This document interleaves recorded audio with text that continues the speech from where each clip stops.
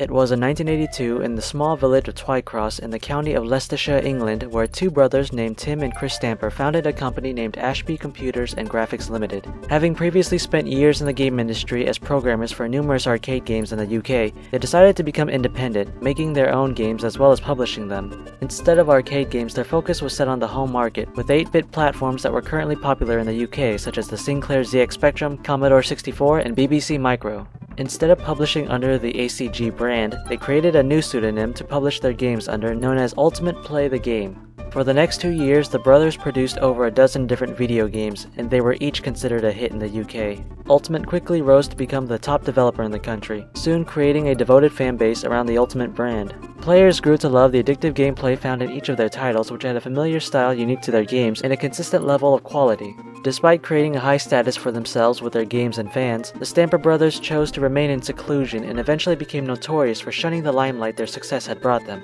Because the company itself contained a relatively small staff, the brothers didn't attend game conferences or trade shows and only gave interviews to the press once they had completed their current project at the time. While choosing to remain out of the public spotlight, the Stamper brothers were also known for having a very rigorous work schedule. They were known for working 18 hours a day, 7 days a week, and only taking a break between the hours of 2 and 8 a.m. The brothers believed in the philosophy that an employee who only works part-time will only result in developing a part-time game. Tim and Chris held close to this philosophy, and they required their team to do the same. In fact, the only known days they were known to ever take off while working at Ultimate were 2 Christmas mornings. Still, the lack of their physical presence in the public was what made the Stamper brothers come off as universally media shy. Like many early video game developers, fans of the company knew little of the people behind the games and instead became acquainted with the characters in the games.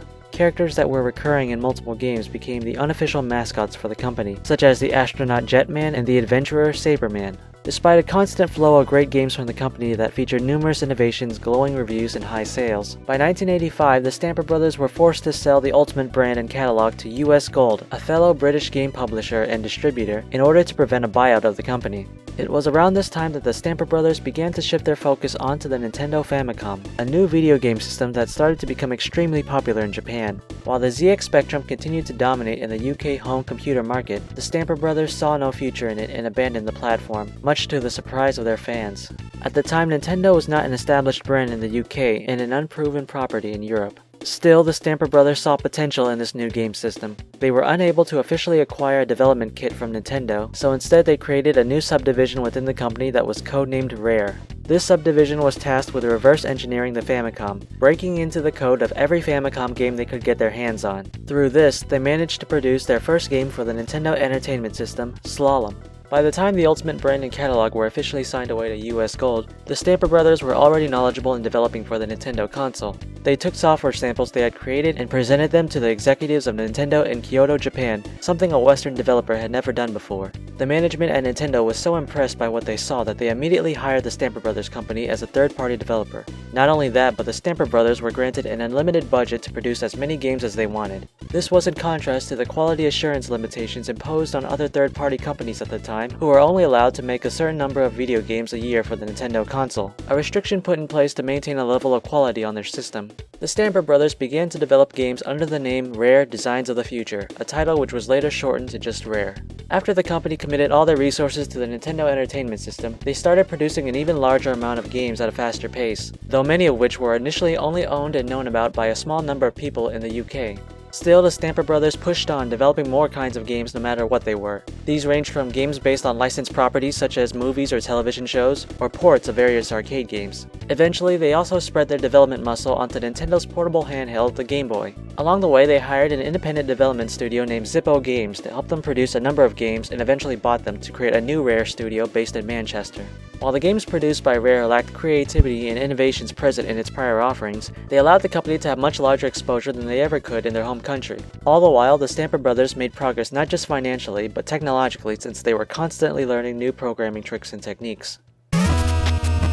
By 1991, Nintendo had dominated all markets in every region, and the Stamper brothers were there taking their portion of the profits. However, less than half of their games were original properties and even fewer were developed in-house. One of these original properties was Battletoads, a beat-em-up game created by the Stamper Brothers to rival the currently popular Teenage Mutant Ninja Turtles video games. It was released for the Nintendo Entertainment System in June 1991. The premise for the game revolved around three anthropomorphic toads named Rash, Pimple, and Zitz, who must defeat the Dark Queen and her army of giant pigs and rats. The original game had the players control either Rash or Zitz, who must rescue their fellow Battletoad Pimple and the Princess Angelica, who are kidnapped and taken to Ragnarok's world, the Dark Queen's planet. The levels in the game consisted of many different playstyles. There were the traditional 3D and 2D levels where progression involved defeating enemies and a boss at the end of the level. There were levels with vehicle driving sequences where players had to avoid numerous oncoming obstacles, and there were levels featuring various scenarios such as a giant snake maze or long stretches of rappelling.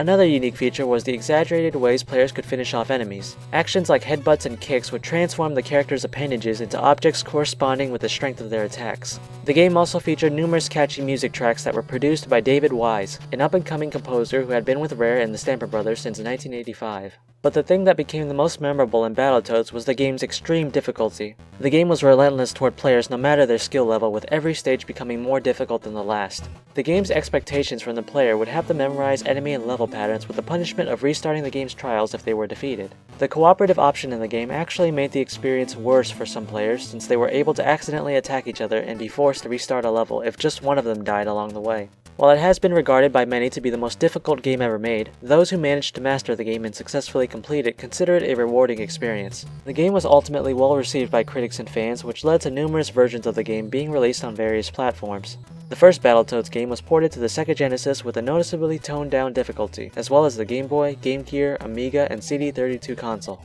With all the experience the Stamper Brothers had gained developing countless games for the NES, they had become masters when it came to pushing the hardware to its limitations. However, a new challenge confronted them when Nintendo announced their new video game platform, the Super Nintendo. Restarting on this new platform was initially unknown territory to the Stamper Brothers, so they had to downsize the number of games being released by Rare to only a few per year. With Battletoads being their biggest hit at the time, they decided to expand on the game's formula with more installments. When Battletoads was first ported to the Game Boy in November 1991, it was actually a new game with original levels that featured Zitz as a playable character. In June of 1993, a modified version of the original game was released for the Game Boy entitled Battletoads in Ragnarok's World. However, it featured fewer levels than the NES version and was also single-player only.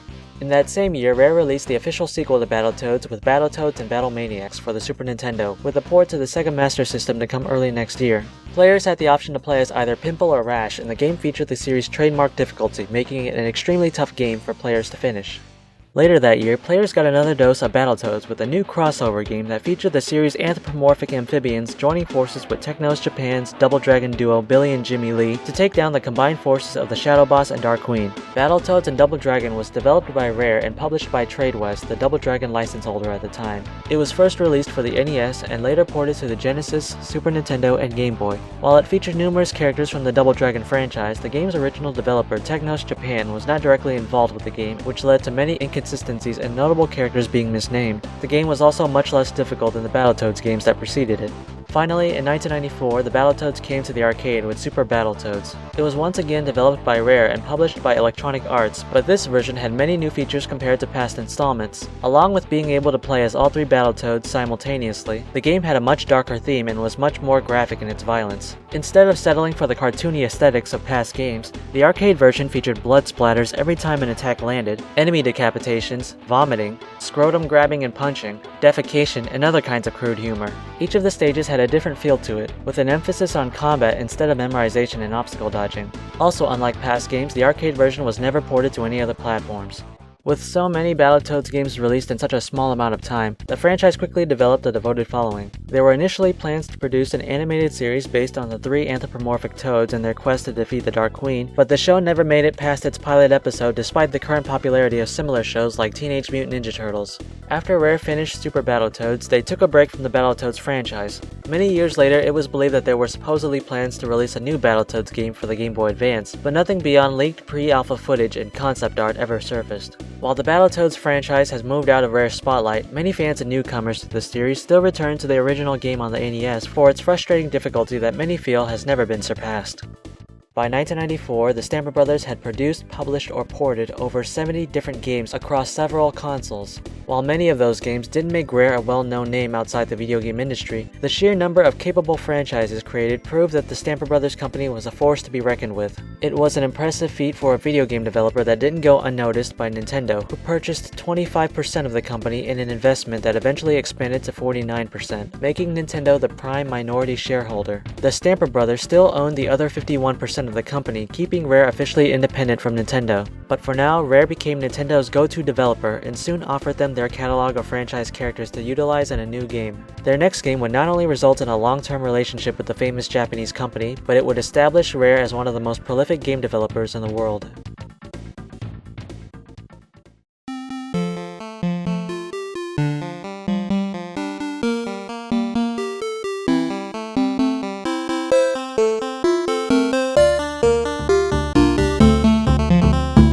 Next time, in part 2 of this Rare retrospective, the Stamper Brothers revive one of Nintendo's classic video game characters and introduce him and his family to a whole new generation. This would create a lasting impact that would not only remain with Nintendo, but serve as a launching pad for the British developer and its countless new fans.